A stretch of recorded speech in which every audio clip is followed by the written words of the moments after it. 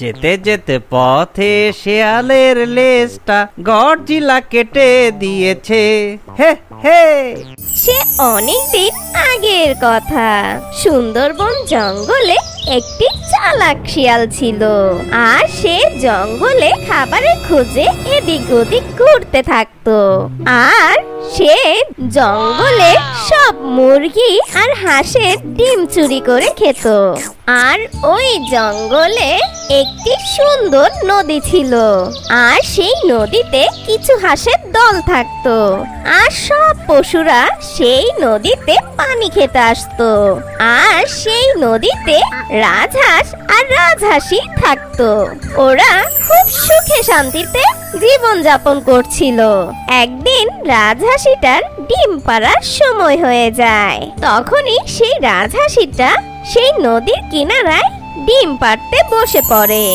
আর সেদিন দুটো ডিম দেয়। রাজহাঁস আর রাজহাঁসি ডিম দুটো দেখে খুব খুশি হয়।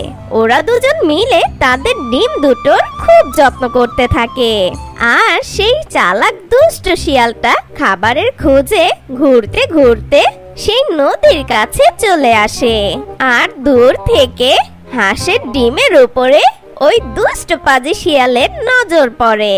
তখনই সেই দুষ্ট শিয়ালটা খুশি হয়ে যায়। আরে আরে, আমি তো ডিম শুদ্ধ দুটো রাজহাঁসও পেয়ে গেছি। ওহো, ডিম দুটো বেশ বড় সড়ো আছে। হে হে হে হে, হাট্টিমা ডিম ডিম, আমি খাবো এই ডিম। এখন আমি কোনটা খাবো? হাঁস খাবো না ডিম খাবো? মেয়ে খাবো না ছেলে খাবো? নাকি সবই খাবো? হে হে হে হে হে। আরে আমি কি বোকা নাকি?